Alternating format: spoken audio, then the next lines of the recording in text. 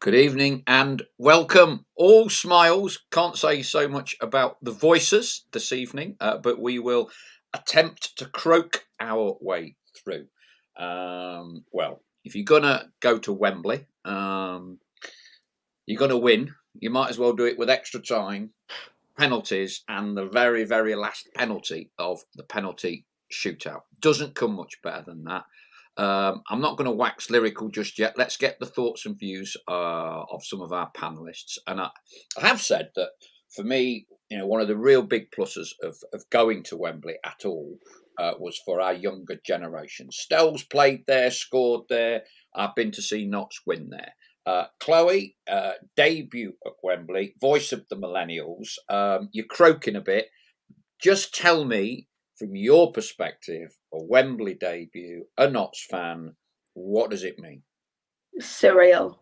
As much content as Notts want to put out, it's not real. It's just, I'm not over it. I don't know how long it'll take for it to sink in. But look, I've been to Wembley a few times to see different games, England, and been there for a couple of gigs, but nothing will ever come close to seeing Notts there. And we all know what we've been through in the last few years, and you can go back even further than that. And we've had so many disappointments, relegations, playoff losses, cup losses. Obviously, we got to Wembley a few seasons ago, all had to watch it on TV. It was just an unbelievable day. It was a horrible watch, to be completely honest. The actual game, I didn't enjoy it until the end. But I think it's more relief than anything. I'm just relieved. I'm emotionally drained, but just so happy at the same time. Stell, former Notts player, I think you're something like 11th in the all-time Notts County goal scoring charts. You've scored at Wembley for Bradford against us. What's it mean to you? It's massive. And for similar reasons, again, reflected reasons. It's not about me. It's not about radio or anything like that. But it's what it means for the fans. Luke Williams was quick to point this out all week and afterwards in the clips that I've seen of him when he's not taking e-scooters around Nottingham high streets. It's all for the fans. It was a phenomenal atmosphere, and we went down there on the Friday and we bumped into loads of different, families, old, young, boys, girls, the whole lot. And you could see the excitement, you could sense the excitement, the atmosphere. Remember, we went down there for the Harrogate final, which it was like a ghost town, obviously, COVID times and all that sort of thing. And it was massively underwhelming. I came away from Wembley thinking, no, the new Wembley, if you like, no, not for me. The view wasn't great and it was empty, soulless. And Saturday was just the complete polar opposite. To see Notts fans filling out their half of the ground on two tiers, everyone, it seemed, was wearing black and white. It just seemed, it was absolutely encapsulated the event, outnumbering the Chesterfield fans 2-1. And you look at the game, and I think it was the fans that pulled the players through in the end, because Chloe says it wasn't a memorable game. Sometimes they aren't, quite often they're not memorable games in themselves, but for what were we going to say, for tension, nerves, drama, it had absolutely everything. Not in a positive way, but we got ourselves there, or the players got themselves there with help from the fans. And we saw there must have been 5 or 6 players at times, trying to G the fans up. And that shouldn't be taken the wrong way, as if players are saying, "Oh, come on, we need more from you." That was desperation from the players, as if to say, "Oh, it's just not happening for us. We need divine inspiration, or we need inspiration from the 12th man." That was the fans. And to get it and to get over the line, and the outpouring of relief and joy at the end, because let's face it, we all had that horrible feeling in the back of our head that after the season that we've had, the points that we've won, the goals that we've scored, that we were going to fall at one of the final hurdles. And it looked like it. They tried the best, but we have stumbled and got away over the line. And, credit to the players, but the fans, it means everything for us. These are moments, I'd say 27 years since they actually last went there, and that was losing. These are moments that will create memories for life. for life for the fans, and brilliant scenes. The bits that I've seen from the celebrations since the team got back and all that, it's brilliant to see. You absolutely have to celebrate these moments because they don't come around, every other day or every other season. Very good. I'll give you my two, Penneth. Then I'll read out, if my voice will permit it, about 427 messages we've already had. And you were there as well, Chloe, on the same table. I'll take the clock back to we lost at Wrexham. And 48 hours later, we had the players' sponsorship lunch, and there's my Brindley and Bostock shirts. You're not having them, anyone, right? They're being kept for life. And we had John Bostock, Brindley, Junior Marias, Geordie Jones. There's a few of them on the table. And we were chatting about Wrexham and all of that. And Johnny Bostock was talking. He said, well, I think, he said, we deserve to win the title, but obviously having lost to Wrexham, we won't. And you know what I'm like. I'll call it as I see it. And I said, yeah, deserves an emotive word. If Wrexham get more points, they deserve to win it, John. I said, for me, it's all about delivery. Everybody knows that aesthetically, we are the best, most entertaining watch in this division. And we deserve to go up, but it's only going to be through the playoffs now. And the word I used was deliver. So we've got to deliver it. Yeah, right. You're right. And then a couple of minutes later, Richard Brindley, lovely man. And Richard came up to me, and I know Richard a bit, and he goes, Paul, he said, we're going to deliver it for you. And by me, he meant all the fans. He says, we're going to deliver it for you this time. We're going to deliver it, yeah. I says, don't deliver it for the fans. I said, deliver it for yourselves. Be a winner. He says, no, we're going to do it. We're going to do it. And a little just sort of cameo, and yeah, and that sort of sticks with me a bit about delivering. It's not necessarily about deserving, deliver it, and I think we did that fantastically well. Right, anyway, I'll read a few of these out. Okay. Justice Dunn says, Rich Hawksworth. Ian Cooksey, interesting. 90 and 91 were good, but Saturday was the best day of my life. Remy Sky, ahoy there, Pies from New York. Evening from Pythagorean. Chris Gosling is a good one. Emotionally, mentally, and physically, I am still shot to bits. I'm glad there's a break now. Feel like I've played the 240 minutes on the playoffs this last 2 weekends myself. What a time to be a Pie. Not fully sunk in yet, says Nick G. Hello from Karen Knight.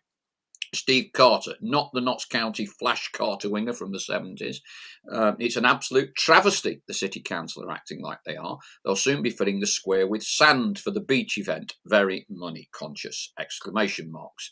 Still buzzing, says Malcolm Shearston after Saturday. Keep watching replays of the game. Remy Sky, good to hear from you, Chris. I'm sure you had the time of your life these past few days. Blah, blah, blah. No more FA Trophy 520 kickoffs, says Ian Cooksey. Glad to see, says Stephen Newton, I was not the only one in tears at the end of the match. Did see quite a few people, yeah, and more my generation, I think, than the younger generation. Nick G. Hi, Paul, did you sponsor Archie by any chance? One of the best penalty saves, we'll come on to that in a minute, I've ever witnessed. I agree. No, unfortunately, I didn't. I did have to pay full whack for Johnny Bostock when after he signed 5 months into the season, but I think he's repaid that, don't you? And I'm definitely sponsoring him next year, so he won't be available next year either. Chris Gosling says, I left at 9 a.m. in the morning and got back at 11 p.m. in the evening. What an absolute roller coaster, says Duncan Comrie.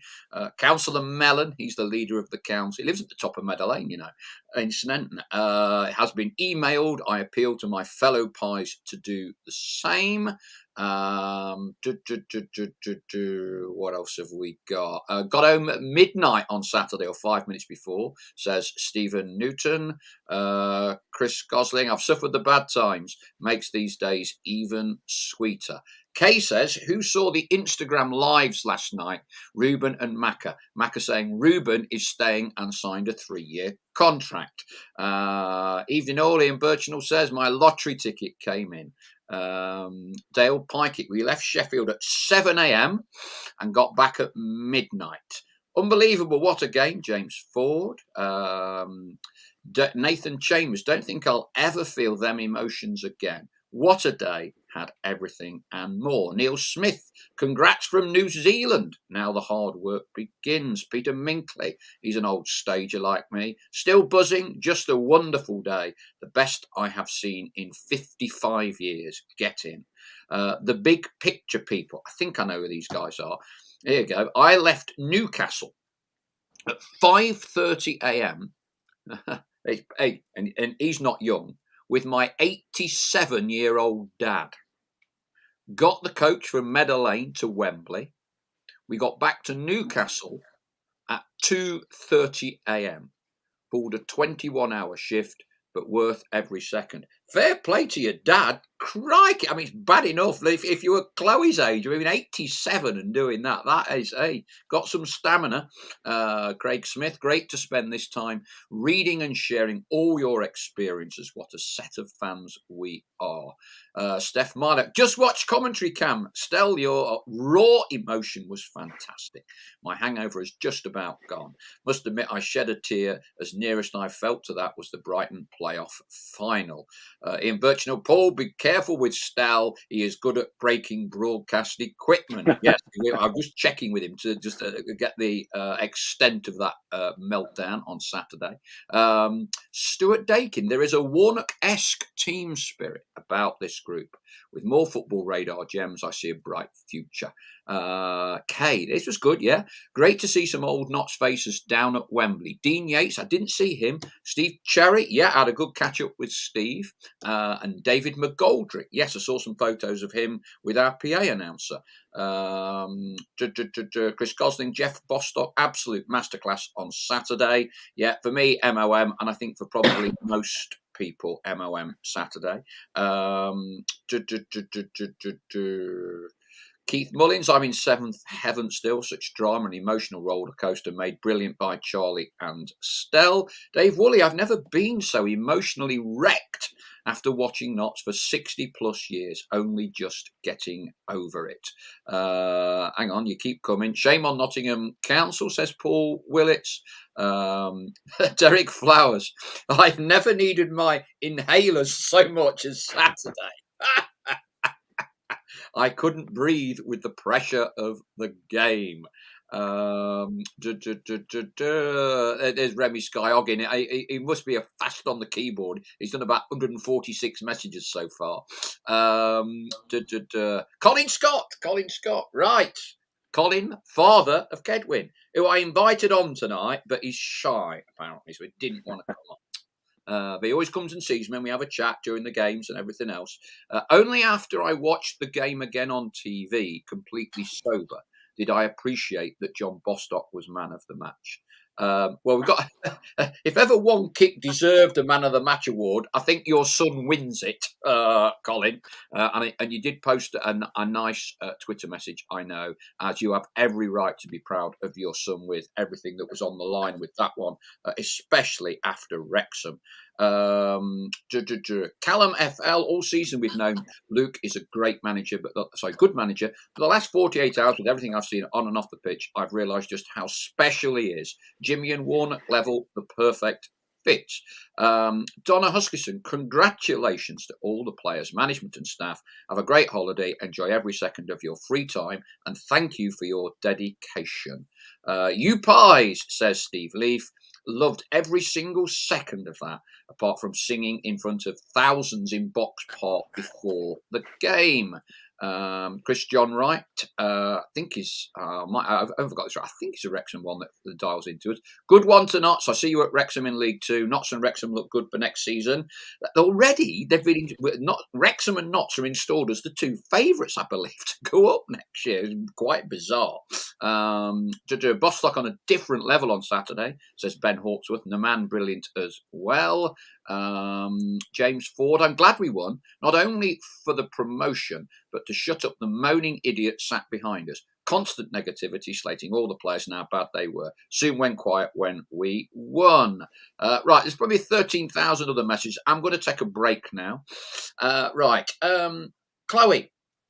Right, so we all know what it means to everyone. Younger generation. Now, what we wouldn't all give to be able to meet up with the manager and get one of the players to pose for a selfie with us and put their winner's medal on you. Chloe? I mean, it's Talk just us through what brilliant. happened. Yeah, go on. So it was in Cleaver and Wake, I think it's called, just off London Bridge, across St Jury's Inn. They were all there. They were actually watching the Kidderminster game, because we've got like a couple of players that's played for them before, but they were loving it. I mean, I left before the celebrations really started and the drinks were flowing. Excuse me, but yeah, Jim O'Brien, I've met him a few times in the ticket office and stuff, and was chatting with him and Luke, and he came over and put my medal on. He went, "Come on then, let's get a photo then." So, I mean, I had a chat with quite a lot of them because obviously they're in great spirits. Everybody's in great spirits, but I appreciate those times so much. I mean, I've had the luxury of chatting with them before, being working there, and obviously at the sponsors' day, but the one time you want to chat to them is after they've won that playoff game, and it was incredible. They was in great spirits, having photos with everyone.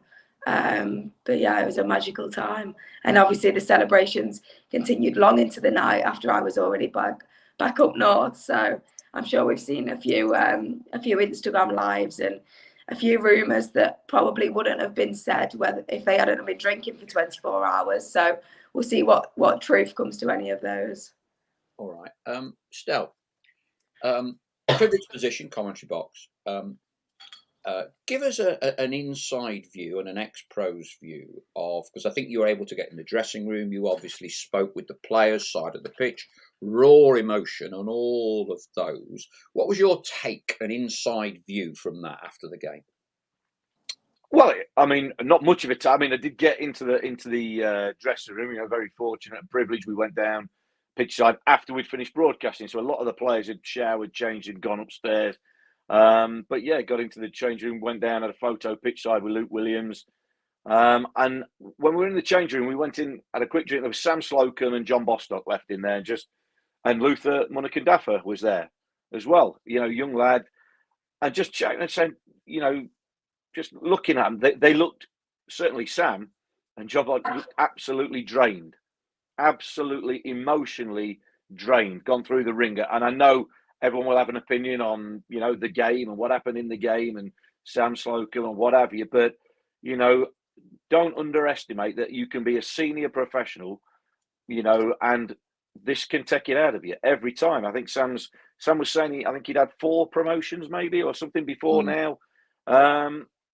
But it still drains you mentally, emotionally, physically. Obviously, as the older you get, it drains you. So, you know, but just saying to him, no, you know, go and enjoy it because these things don't come around every day.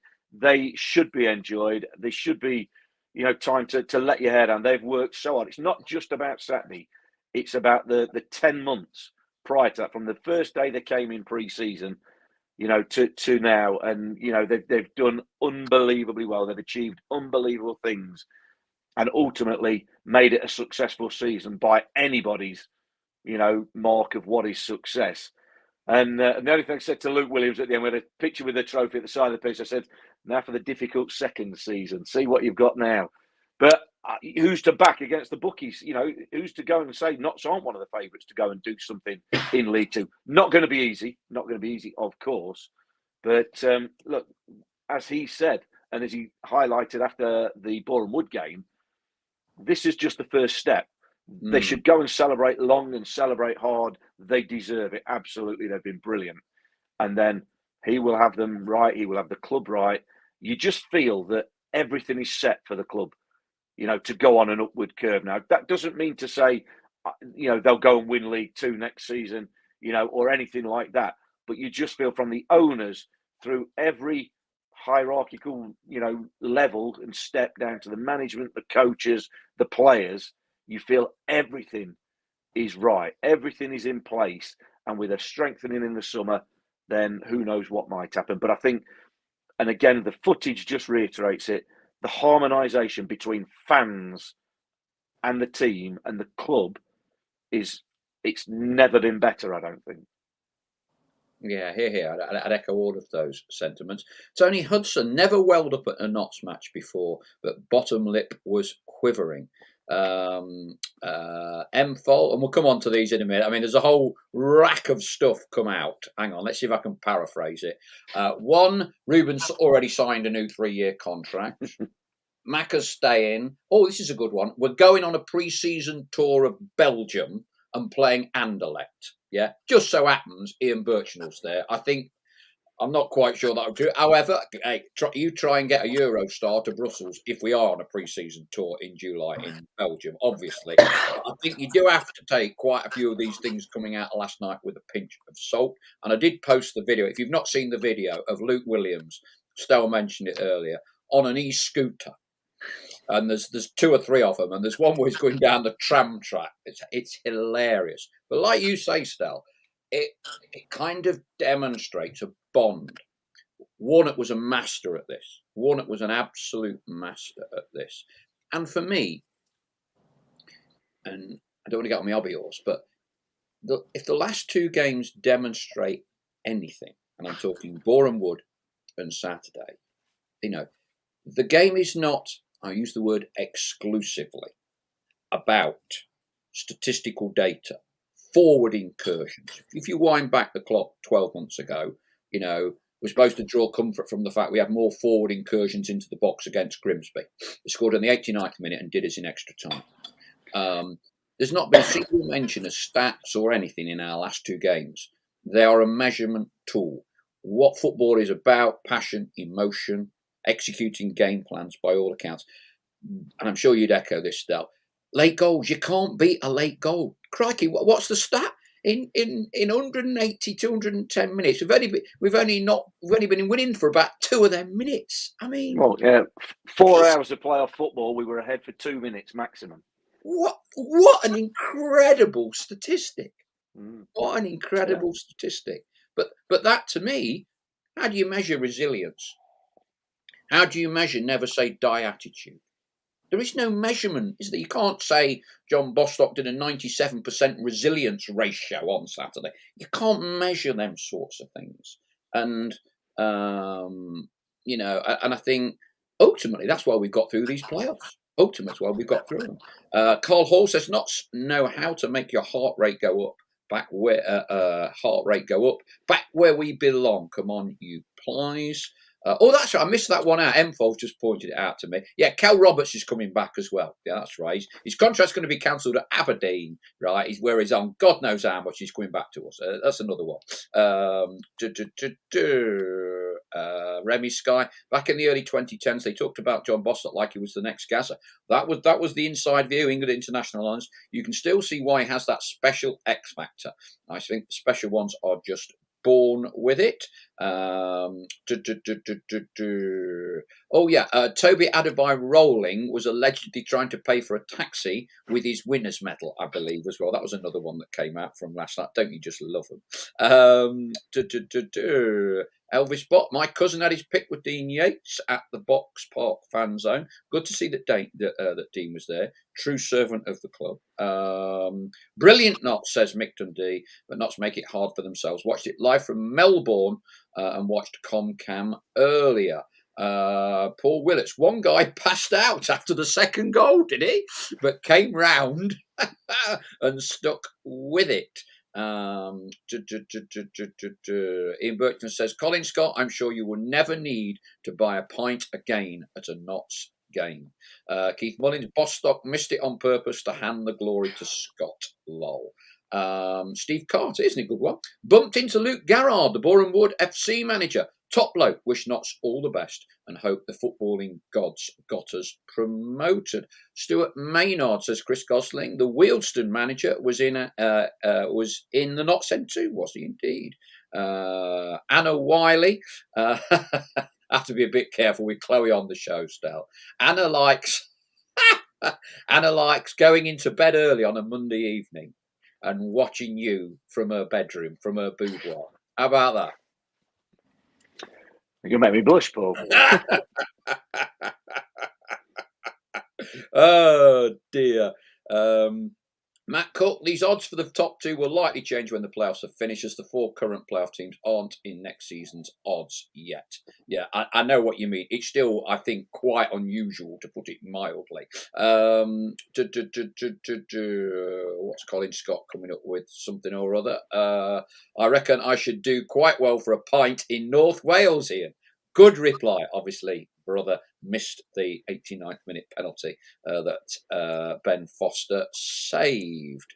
Anna Wiley says, following up, don't worry, this is all clean, this one. This was my first season and I have loved it. These boys are my sunshine. Ian Cooksey, we can never return to the graveyard that is non-league. I didn't realise Mike was there. K9 Muirs, I bumped into Mike Edwards at Wembley. 82 days until our League Two campaign starts, says Chris Gosling. Right,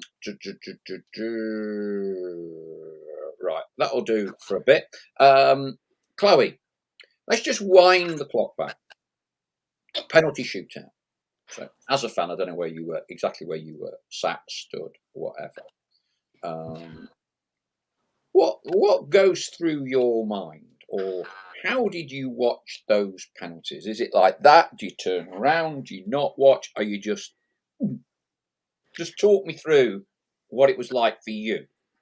I think the moment where I had a little bit of confidence was as soon as Cameron was in that centre circle and pointed to the fans. I thought we needed that.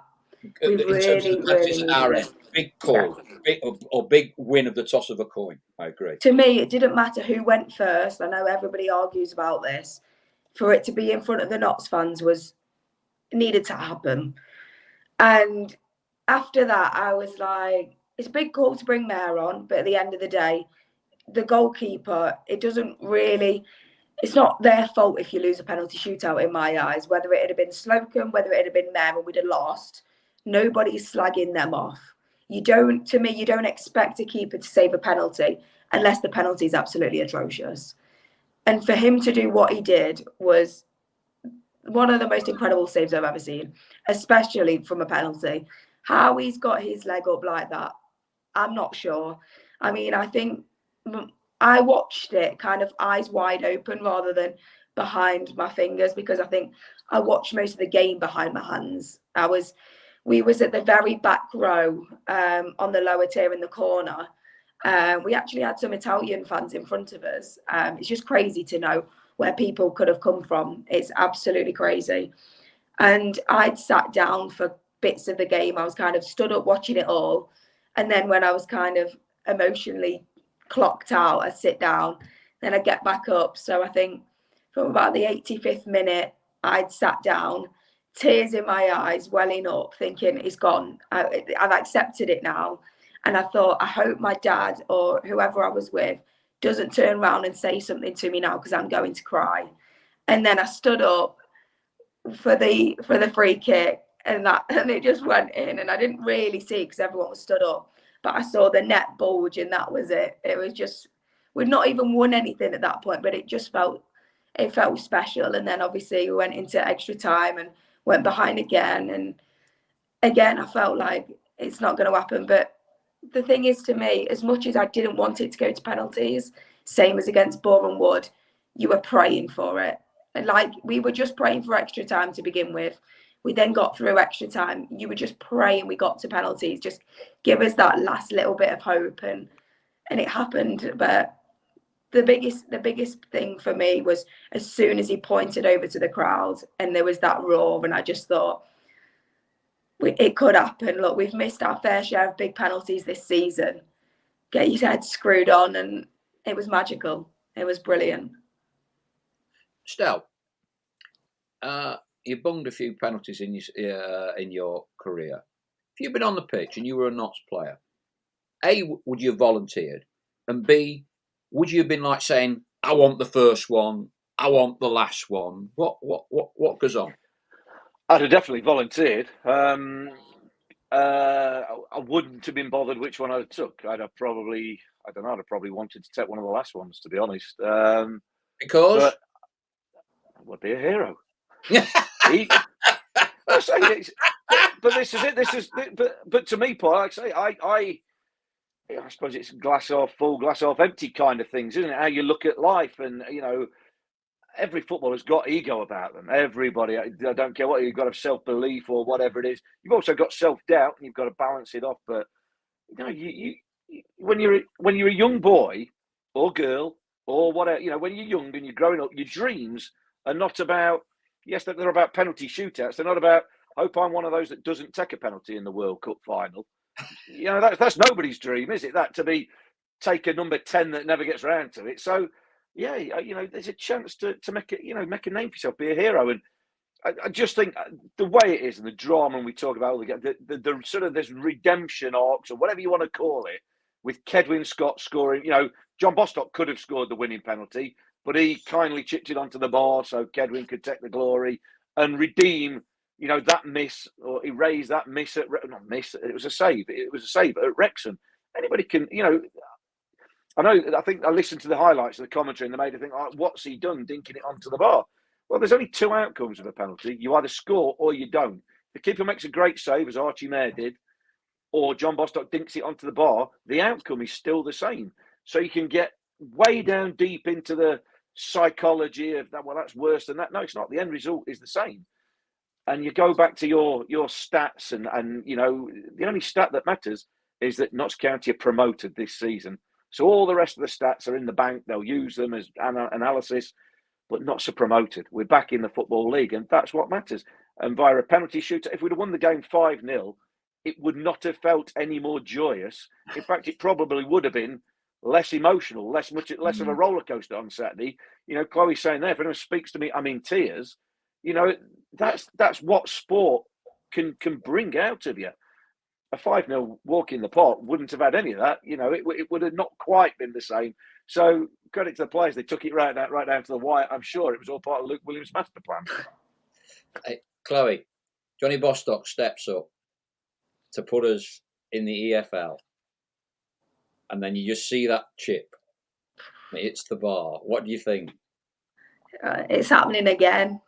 It's happening again. I thought, if he misses now, and then whoever's taking the next one misses, we're not going to win it.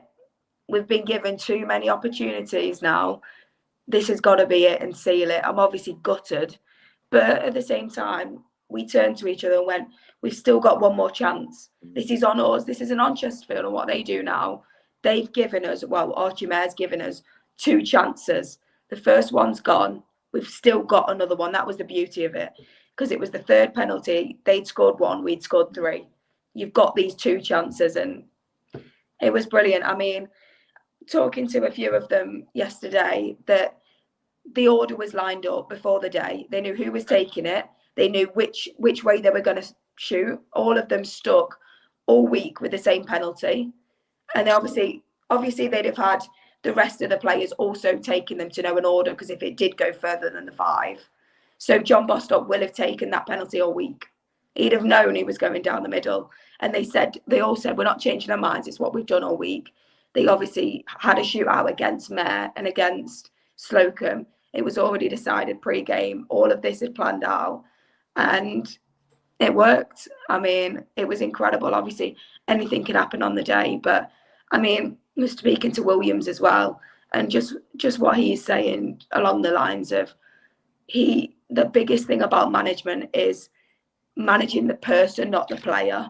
He was like, you've got to manage the player first, because some of them are nervous, some of them are a bit too excited, and some of them are focused, and you've got to manage them all differently. And you can tell that on the pitch with, I think somebody posted the photo of the players after Scott had scored. You've got Rawlinson on his knees, Matty Palmer's going crazy, a couple of the others are shocked. So it's just managing them all, and excuse me, but it worked, didn't it? And I mean, he also said as well, they were all saying, look, wasn't the best game to watch, but it worked out perfectly. But at the end of the day, Luke was like, well, it'd have been boring if I said to him at half time, there's no point going in winning, because we're going to win the game anyway. So you may as well make it interesting and concede a couple, and then we'll win it right at the end. So, but it is brilliant. And just to be able to have the chat with the players, the fans, I mean, whether you were there or not, I think you still feel connected with the players. Like I say, I wasn't at Meadow Lane when the bus got brought back, and a lot of other people won't have been, but I think this is the most connected we've ever been to the players, the backroom staff, the owners, even though you don't really speak of the owners, and they just come to light whenever we need them, and they just stay in the background.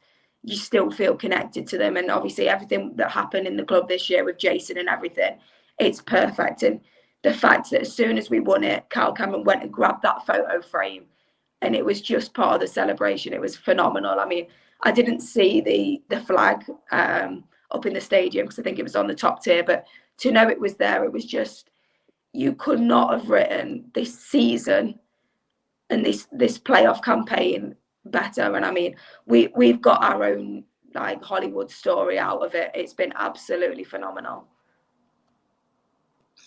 Very good. Peter Minkley, this is a good one.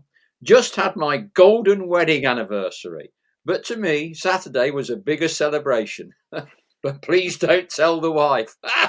I hope Mrs. Minkley can't access YouTube Magpie Circle. Otherwise, you're in trouble, Peter. You won't make 51 years, that is for sure. Chris Gosling, momentum is such a massive thing in football. When we won the league under Allardyce, we started the season well and were top of the league before he left for Bolton. Luke Williams is here for the long term. The taxi story is true, according to Paul Willits with Toby Adebayo rolling. He posted the video. The taxi driver didn't know who they were. He should have took the medal, shouldn't it? I mean, it'd be worth a lot more than £12.50 Uber fare, wouldn't it? Andy Walton. I think Notts were absolutely drained. Yeah, good point. After a massive season, and that's why they were fairly average in both the playoff games. But the cream eventually rose. Top Cat, well done on promotion. Zedo, still taking it all in. Knackered, good old phrase. Knackered, Nottingham, East Midlands. Knackered tonight, but coming weeks will be enthralling with the rumours, which will be wrong, and then the Football Radar left field signings. Steph Marlick video of Vicky McClure watching the game whilst filming is brilliant. James Moore, evening all. Where's your mate, James? Where's Adi Wright? There are a few better places in the world to be a Notts County fan. I'm not talking Nottingham. He lives in Chesterfield. There you go. Hey, go down the Proax Stadium or whatever it is in your Notts gear. Adi, stand there and start singing You Pies and Black and White Army. See how long it lasts. Fair play. Well done from a spy, right, says Stephen Darby. Got to say, if I was a Chesterfield fan, Stephen, I would be absolutely gutted. And I do mean gutted. Keith Mullins, I watched the Macca and Mullin interview earlier on YouTube, a Geordie and a Scouser. If English ain't your first language, you'd stand no chance of understanding that. Big picture people echoing your comments, Chloe. Kyle winning the toss for ends was massive. George Hilton, my third playoff final, and we won them all. This was the most stressful, absolutely, but by far the best great result and fully deserved. Ian Birchnell to the Chesterfield fan, Stephen. Thank you. Very even game. That's been polite. And I like to think we earned the luck with what happened in the season. Remember, we lost to Harrogate at Wembley 3 years ago, so know how your feelings. Andy Eason bringing secret weapon Archie on was the moment for me. He has a way of stopping them, arms, legs, whatever. The big picture people. I'm 56. And was sobbing like a bairn. James Moore, what a substitution by Luke Williams. Colin Scott, who said about getting Archie Mayor's mum on. Yeah, she's making national headlines, been picked up by the Mirror, several of the other papers. Derek Flowers, the cheering for having the pens at our end, quite right, was as loud as any of the goals. Chris John Wright, I like Langstaff at Wrexham next season. Is £2 million okay for you, Mr. Mace? Well, I tell you what, our owners might not be quite as wealthy as Ryan Reynolds, but how about we put in £2 million for Paul Mullin? How about that one? And we have him with Langstaff here. Chris Gosling, I was saying all the way through the playoffs to bring Mayor on for penalties. It was a no-lose gamble as Sam not saved a penalty. When Archie came on, I just felt we'd win. The gamble, I think, Stel, is, of course, knowing when you make the sub. And I'm going to go back 26 years at Leicester, and we're at the hotel the night before the playoff game with Crystal Palace. And Leicester had a keeper called Kevin Poole, 5'9", just about, 600, 700 games, but not a big keeper. We also had a 6'7" Australian international, Zelko Kalak, huge man mountain. And Martin was talking with the staff, and I was sat round the night before, and this sort of thing was unheard of at the time. And he goes, "What do you think if we're going to go to penalties?" Go on. He said, "Should I make a substitution?" I goes, "What do you mean make a substitution?" It says, "Bring Zelko on, bring Kevin Poole off." And there's this like silence. What? Taking a goal? What do you mean if he's injured? No, we're going to bring him off and put this big 6'7" keeper in just to intimidate the penalty takers. Oh yeah, brave decision. And of course, he said the problem with it is knowing when the ball goes out of play. Like if you leave it too late, and the ball then don't go out of play and the ref blows, because there's never much stoppage time in extra time. He says then you can't make the sub. So you've got to do it. So if the ball goes out with 2 minutes to go, do you do it? Do you leave it? Gamble on the ball going out of play again. And of course, that 2 minutes is really the killer, isn't it? Because if your goalkeeper then drops a ricket, you've made the sub. And I know a few keepers have done it since.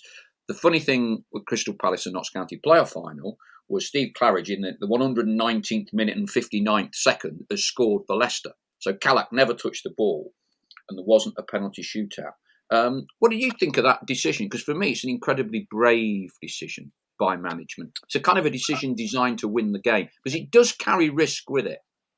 Well, look, it's like any decision any manager makes, isn't it? They stand and fall by their decisions. But again, you go back to do you make a proactive decision? Are you a proactive manager or reactive? Well, Luke Williams, I don't think anybody would say is reactive. He's proactive.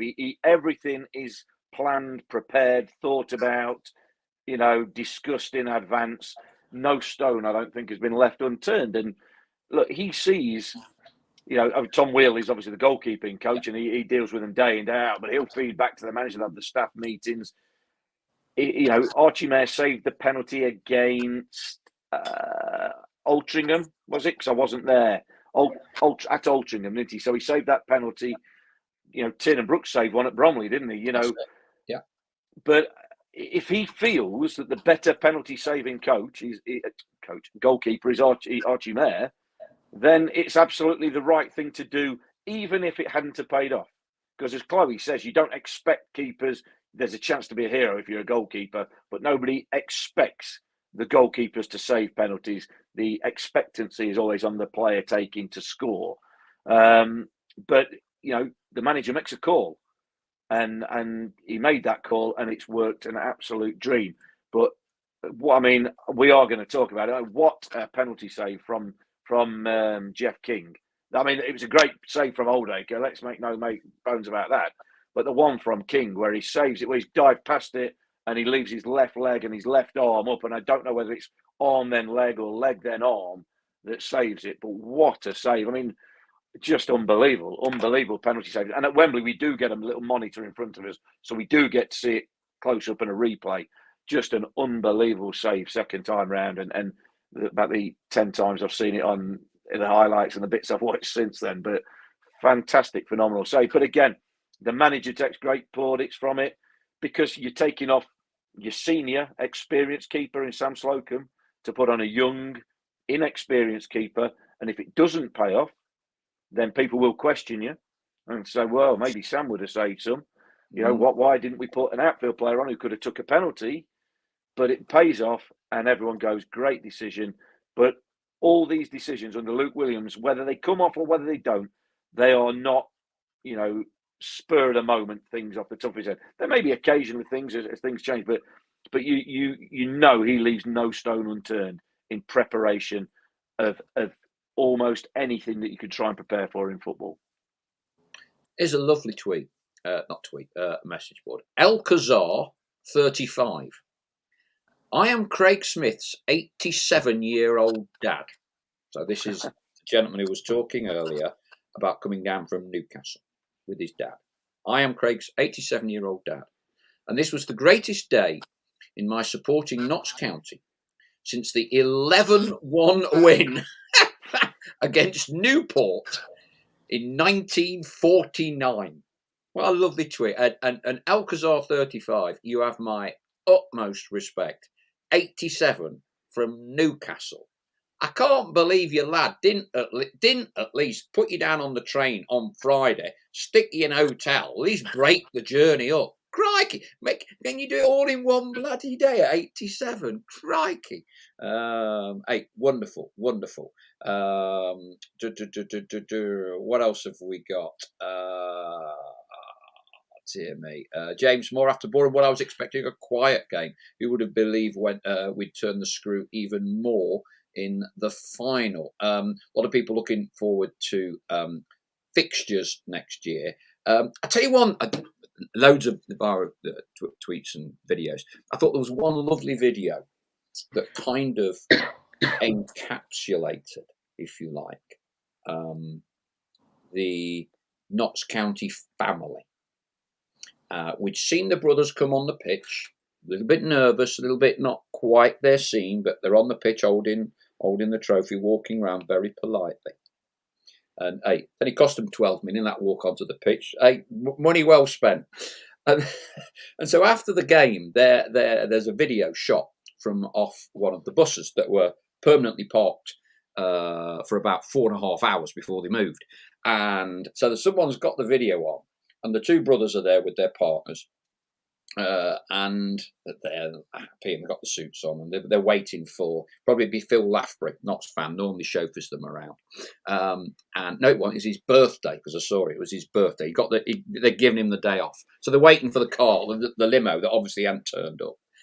And off this bus leaps out this guy. He's obviously had a few. He's ecstatic, and he just rushes over to them, and he just gives them this massive bear hug and starts jumping up and down with them. And you've got the reserved multi-millionaire owners in their suits, and you've got the Notts fan who is so ecstatic at what he's seen and grabs them and jumps up and down. And for me, that's kind of, what football is all about. It's why why all the TV companies spend all these millions of pounds, because it makes us do things that we would never do like that in normal life. And it's our release valve and everything else. You seen that one, Chloe? I've not actually, No, but I'll be looking out for it. But for me, it sums it up. I mean, a word on the owners, Chloe. And obviously, you're not an employee now. I mean, they keep themselves to themselves. But it really is textbook in the way that they've gone about it since purchasing the club. Phenomenal. I mean, from top to bottom, the preparation that goes in both operationally and football, it's so seamlessly smooth. It's brilliant. I think as well, like Stab was saying, preparation-wise, yeah, we can talk about the coaches and everything. And even, I remember, I don't know who did the interview, but they were saying that the goalkeeping coach told, well, not just Bostock, all of the players, that if you get an opportunity to go near post, shoot near post. And it did, and it happened, and it was brilliant. But the bigger picture with the owners and the club is the preparation. It's phenomenal. And just how it all works with them having their data company, it's all intertwined, and it's worked incredibly. And I mean, you back the players because you back the manager, who's backed by the owners and the rest of the staff. I mean, it's phenomenal, and I've never felt closer to the club personally, and I'm sure everybody can say the same. I mean, obviously, Sal, you've been there, seen it all in the back room, and I can't speak for you, but I'm sure you'll have a very similar opinion of it's felt different since they've come in. Look, we've had a few playoff losses, we've had a few cup losses, and we've had our ups and downs, but this has happened because of them. Look, we've been through it all, and I saw a really good article. I think I sent it to you, Paul. I don't know whether you had the chance to read it before the game. Of somebody wrote an article in a newspaper, I think, about the lows that we've been through as a club. And I mean, I haven't been there for a lot of them, and they were writing about Munto Finance and we've been through the longest period of administration out of any football club in England, and that tells the story. We've been hours away from administration and hours away of not being a football club, and we've been purchased and then we've been rebought and we've been through the ringer, and I know that a lot of other clubs have been through this and haven't had the luxury of finally finding decent owners that love the club and want them to be successful and want them to be sustainable, which is the biggest thing for me. It's not just the success. It doesn't feel like this is now it and we're going to blow it. This club's so sustainable now with how it's being run. It's brilliant, but we couldn't have asked for anything more, and we are very lucky that we haven't been one of those unfortunate clubs where they haven't got lucky in the end with their owners, and that we've got to kind of sit back and realise with all the celebrations that a lot of it is down to them, and it's absolutely fantastic that, and I hope they're here for many more years to come. Stel, we've done 50 minutes. We'll try not to get too long tonight. Projecting forward a little bit. Yeah, another story that comes out is Luke Williams for Reading and all the rest of it. Is there any way you see Luke Williams not being Notts manager, head coach at the start of next season? I certainly hope not. I hope not. I think, even if he just stays for the electric scooters, he is. I get run over by a tram. I will go as far as to say he's more indispensable than Macaulay Langstaff. Totally agree with you. Totally agree. More indispensable than Macca, who I would say is indispensable or irreplaceable.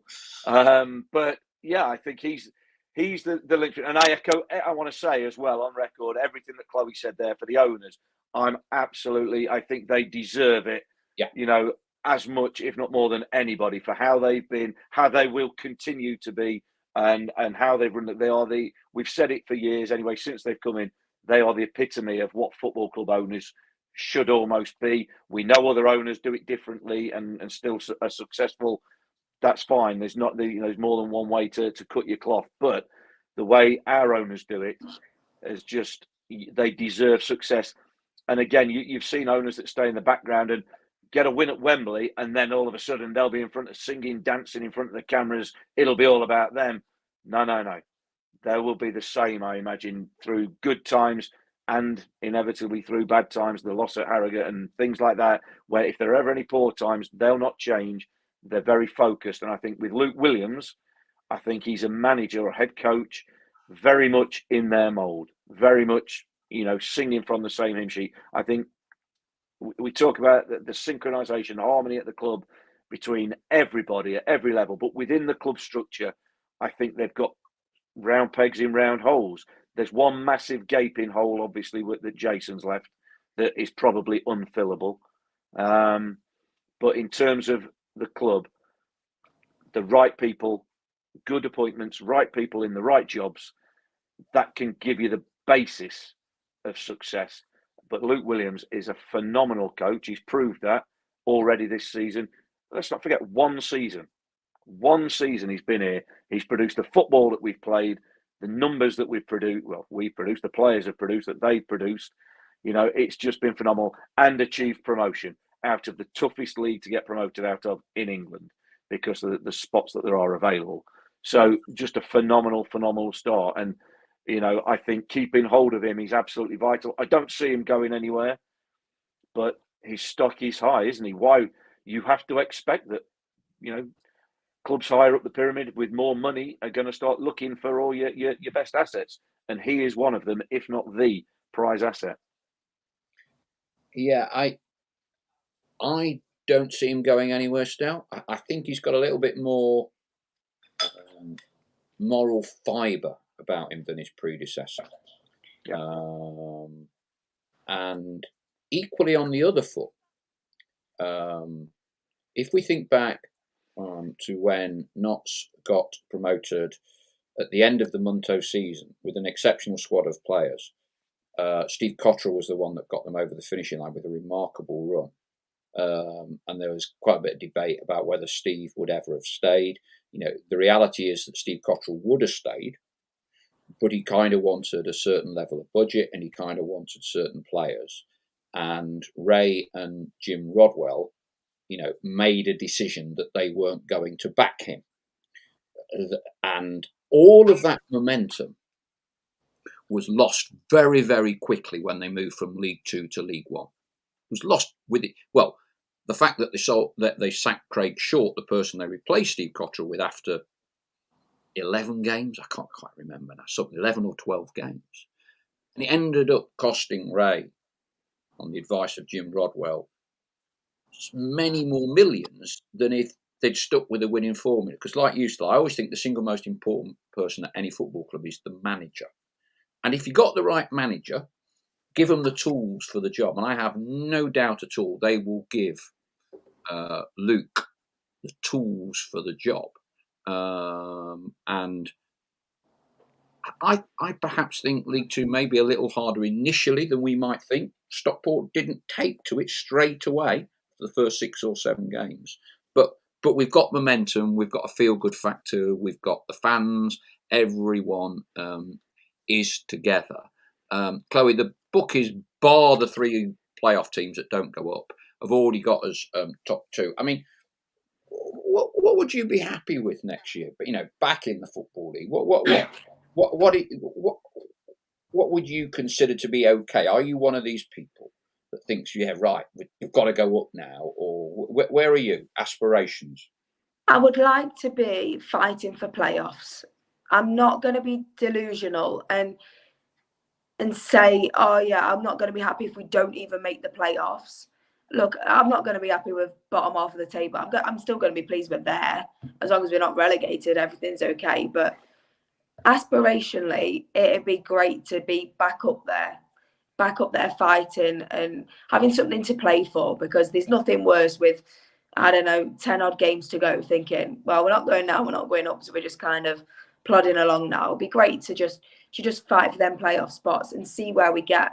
Trust the manager. It's obviously, this is a different league for him. They've got similar aspects, but it's a completely different league, with teams with very different budgets to the National League. Between the top and the bottom, it's not as a big of a gap. You've obviously got a couple of big clubs coming down from League One, but look, we'll see what happens with our squad, who stays, who goes, and who we bring in.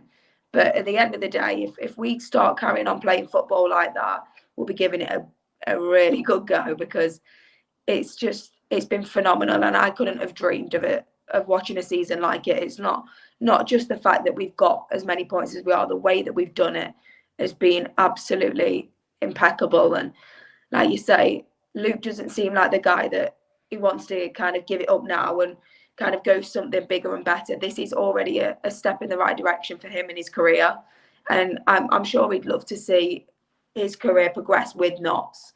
I mean, obviously they'll be having the conversations of what they're heading for, but of course they're going to be wanting to push it all the way. But there's a lot of big clubs in there, so for me to just be fighting with them top 10 spaces, it'd be great. And I mean, 3 go up automatically. It's a big change. It's a big shift.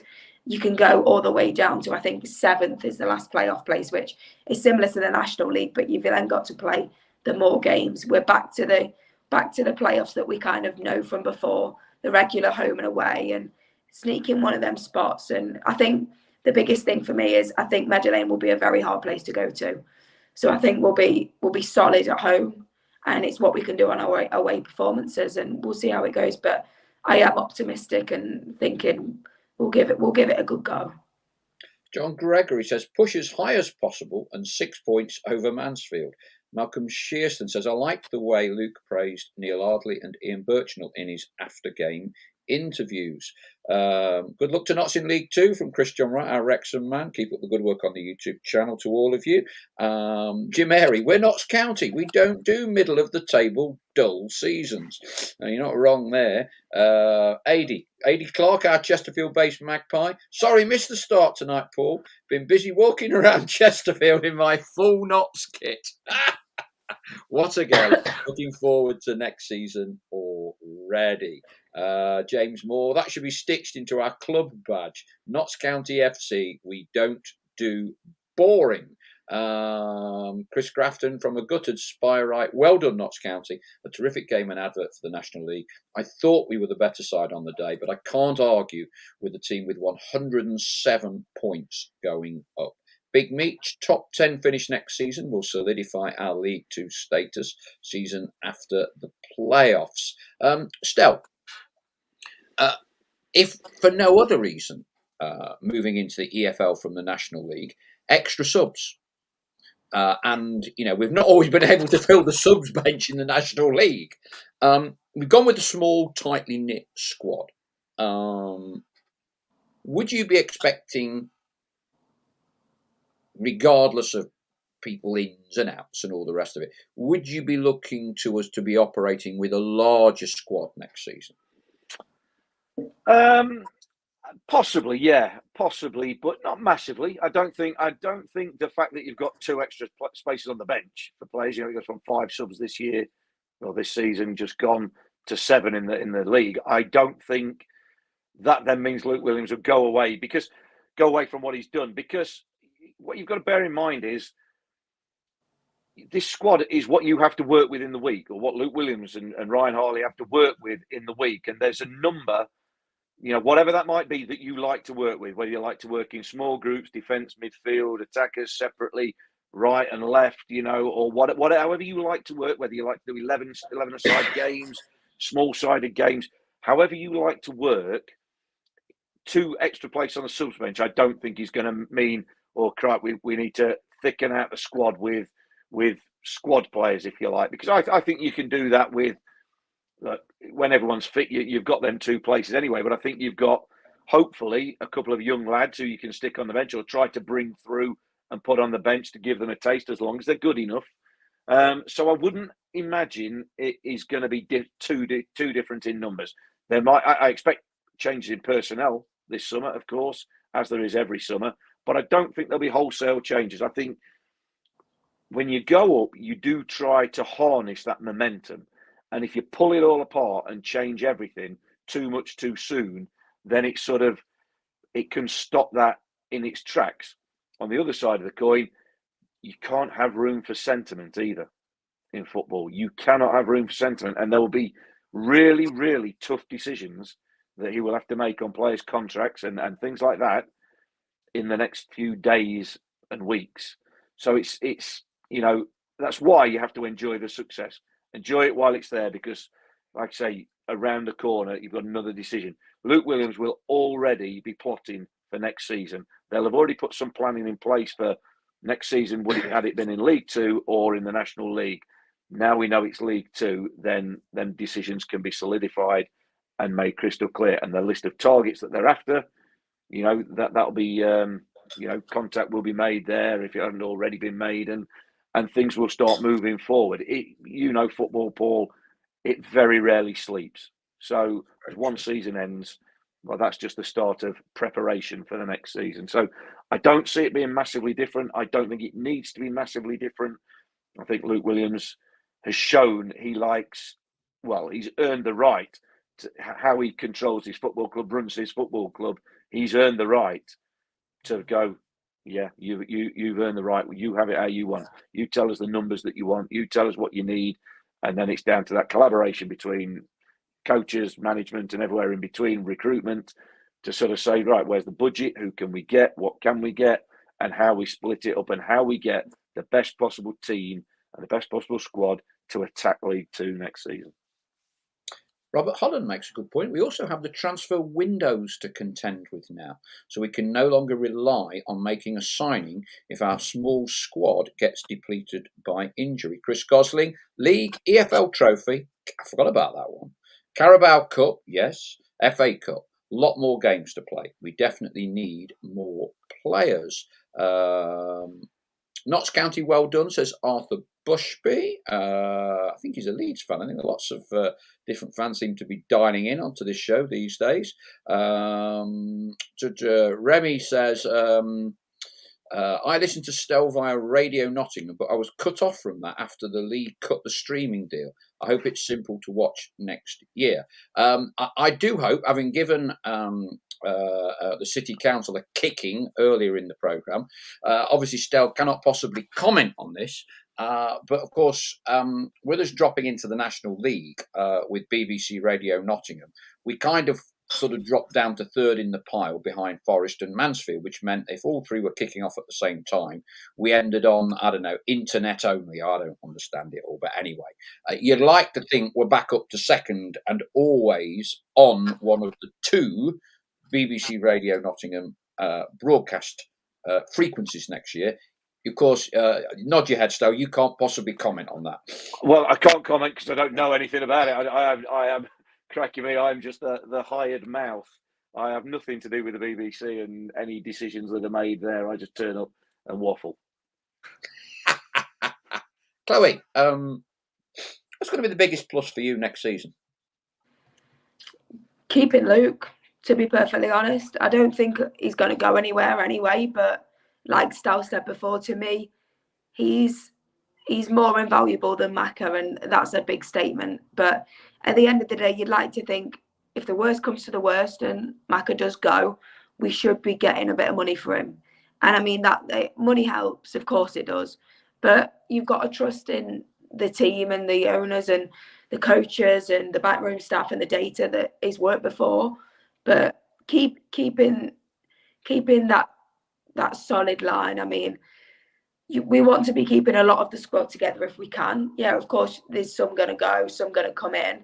But if we can keep as solid as we have done and then push on from there, make some additions. I mean, we've got Marias to come into this year, and we've not really seen much of him. And he could be the next Maka, and we could have him, Scott, and Langstaff in next season, and we could just be adding to it. So I'm very excited to get back to some new grounds. It'd be nice, and visit some old ones again, and probably lose at Field Mill like we normally do. But it'll just nice to be there and be back. But yeah, the biggest thing for me is as long as Luke and his staff are all in next season, I think we'll be all right.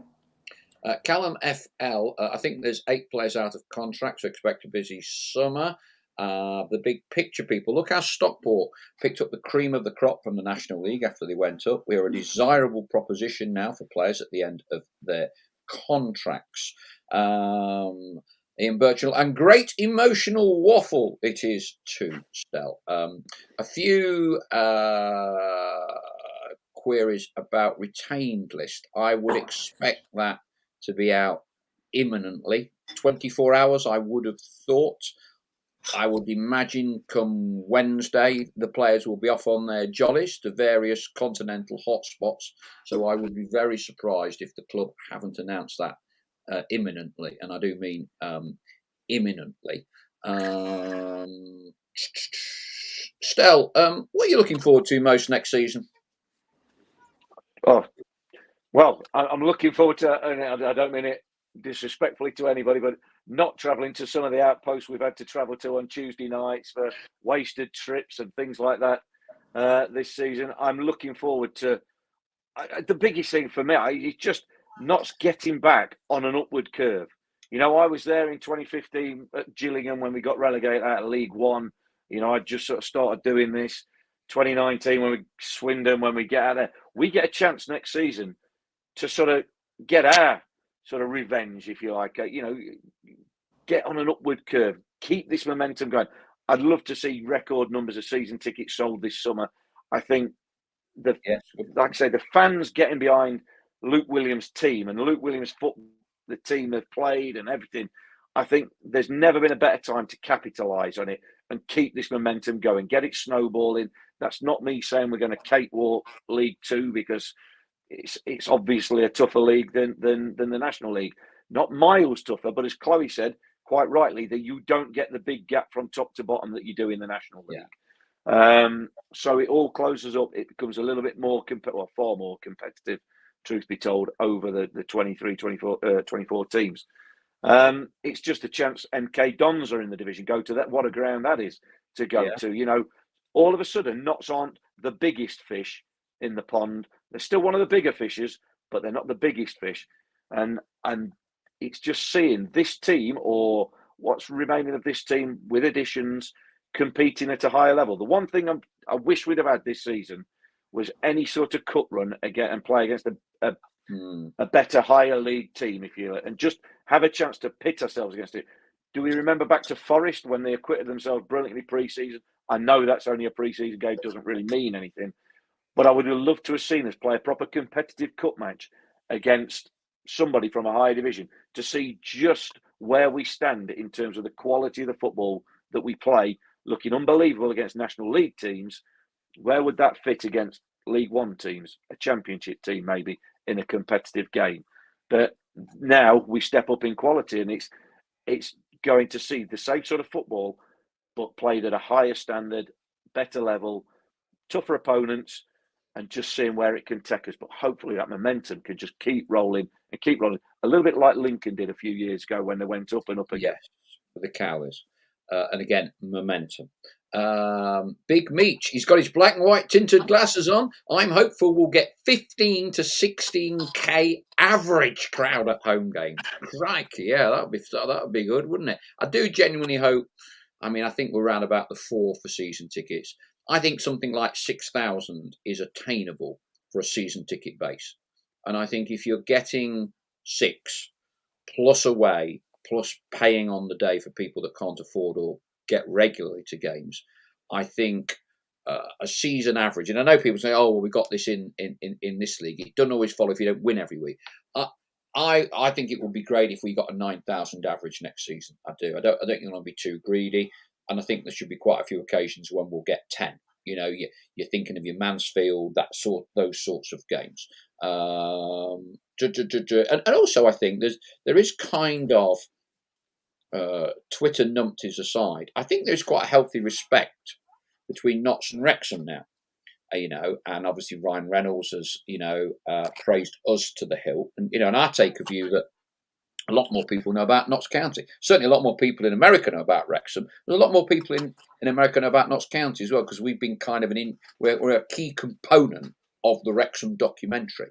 And I think, as one of our presenters, Beth, pointed out on social media, and I think she's got it bang on, I think there is an element of Ryan Reynolds being at Wembley because it gives content for the season that they've just had in terms of squaring it away, i.e. who goes up with Wrexham. And clearly I think it works for them. Ryan's been very complimentary about Notts. So I just wonder if there's a little bit of that in. But I think that will end up being quite a healthy and respectful rivalry when we have those 2 games.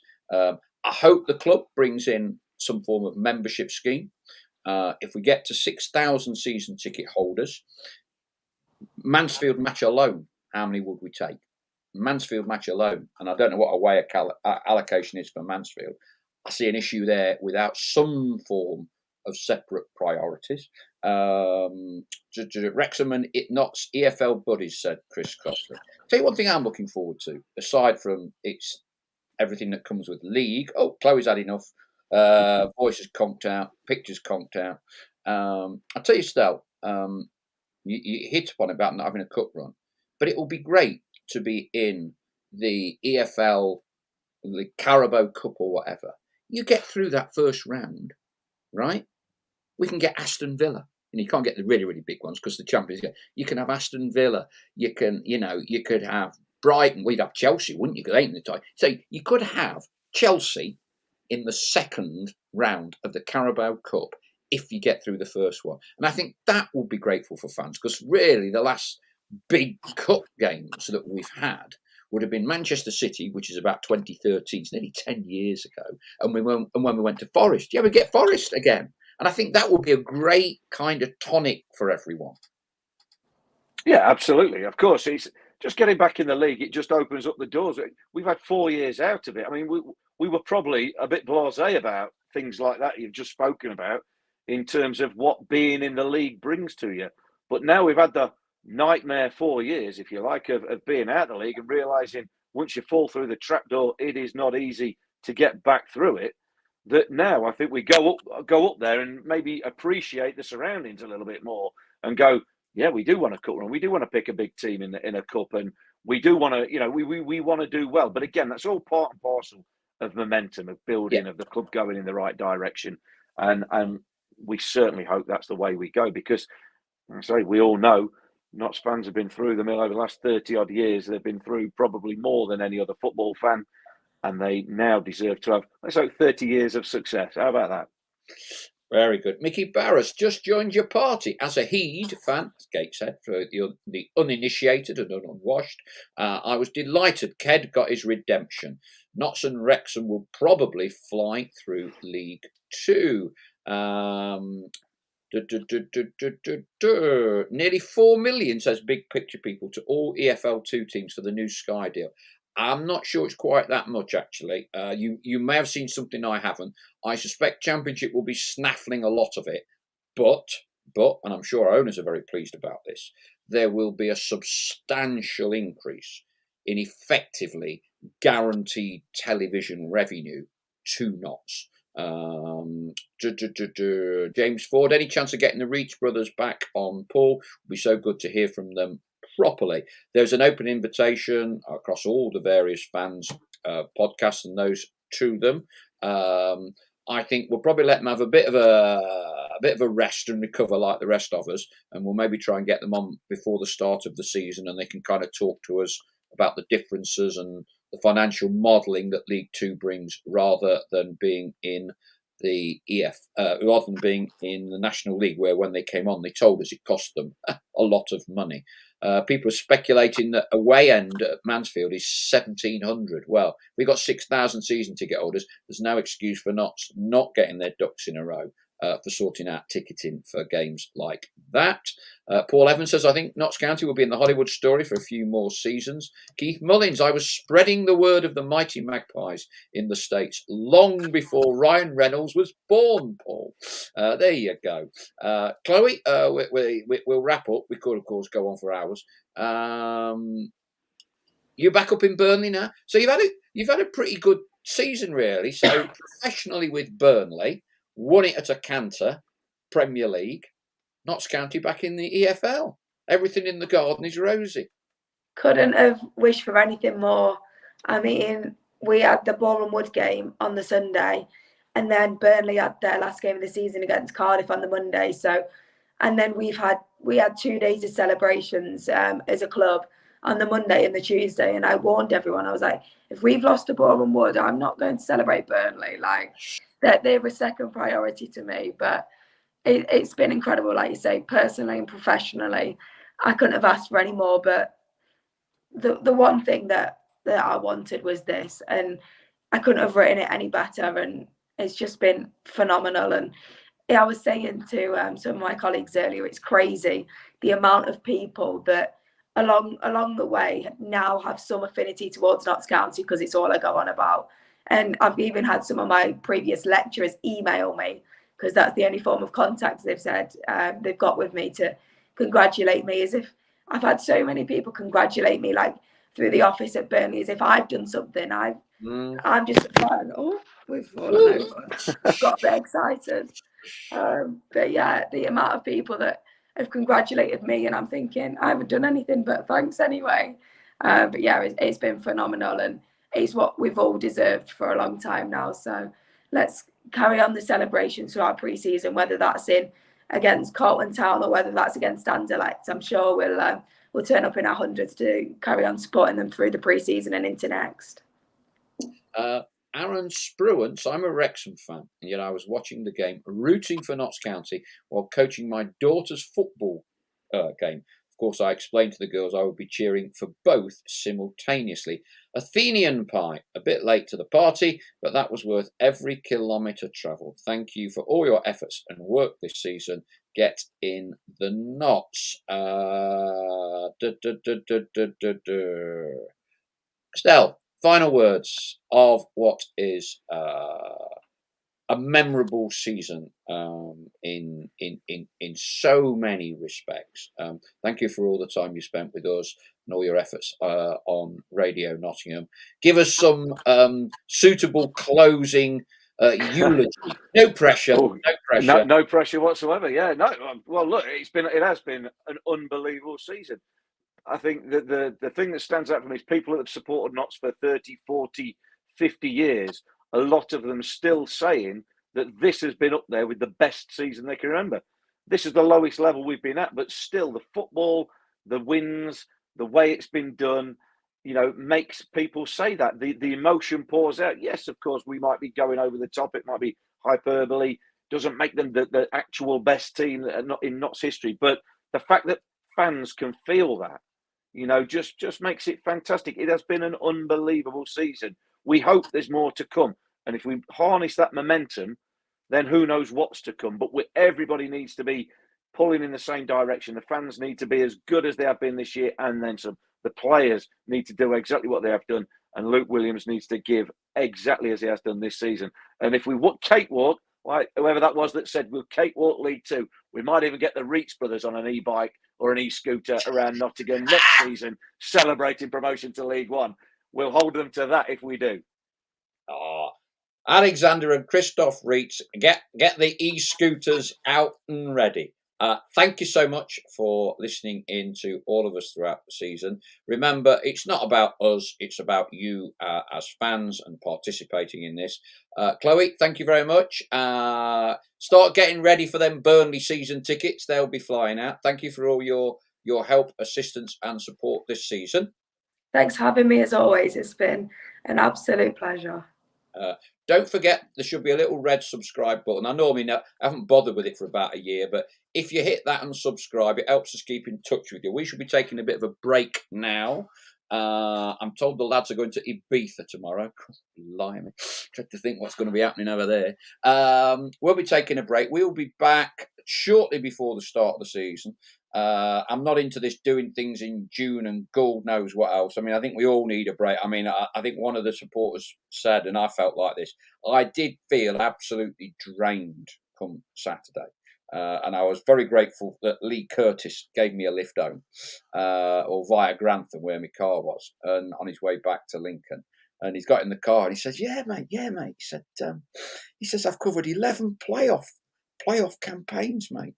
And he says, that's the first one we've ever won, or I've been following the team that's ever won. I said, you what? I said, I wouldn't have let you down here for the bloody known that. Crikey. 11, 6 with Lincoln, 4 with Notts, and another one somewhere else. And obviously, the bad run had continued before Saturday because he was covering Derby, wasn't it? And they blew the playoffs on the last ready day of the season. So there you go. Stel, brilliant. Top man. I know that you keep many, many Notts fans across the globe happy on BBC Radio Nottingham. We look forward to seeing you next season. Thank you for all your time. Have a good break. Get the golf handicap down. Obviously, you won't be going. There is an offer, obviously, for you to play my golf team for the Notts County Lifeline Day in July. I've got Mark Draper playing. He plays off +4. He's good, right? So he'll carry us round. I'll be wearing +4s. That's as close as I get to that.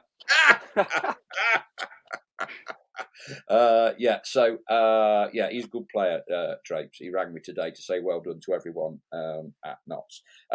Thank you so much, everyone. Truly